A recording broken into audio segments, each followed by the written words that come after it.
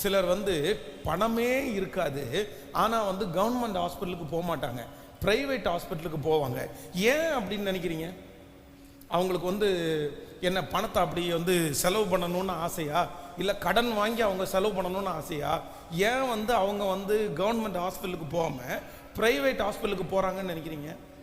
Government ஹாஸ்பிட்டலில் இருக்கிற அப்ரோச்சுக்கும் private ஹாஸ்பிட்டலில் இருக்கிற அப்ரோச்சுக்கும் என்ன இருக்குது?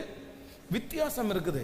கவர்மெண்ட் ஹாஸ்பிட்டலில் ஆயிரக்கணக்கான நோயாளிகள் வருகிறதுனால அவர்களால் அதனால மெயின்டைன் பண்ண முடியல.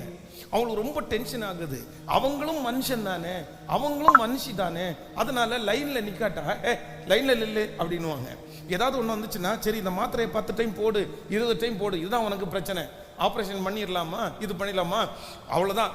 அவங்க என்ன நினைப்பாங்க, அவங்க இருதயம் என்ன இருக்குது, அவங்க பயப்படுவாங்களா, அவங்க இதை சொன்னால் உடனே அவங்க ஏற்றுக்குவாங்களா, இதை எதையுமே அவங்க நினைக்க மாட்டாங்க. அவங்க டியூட்டியை அவங்க அந்த நேரத்தில் வந்து சொல்லிடுவாங்க.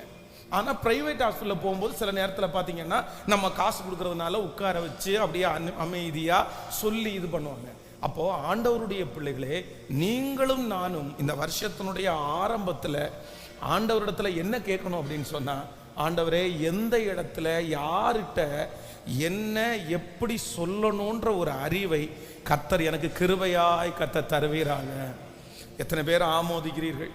கைகளை அசைத்து ஒரு ஹல்லேலூயா சொல்லலாம்.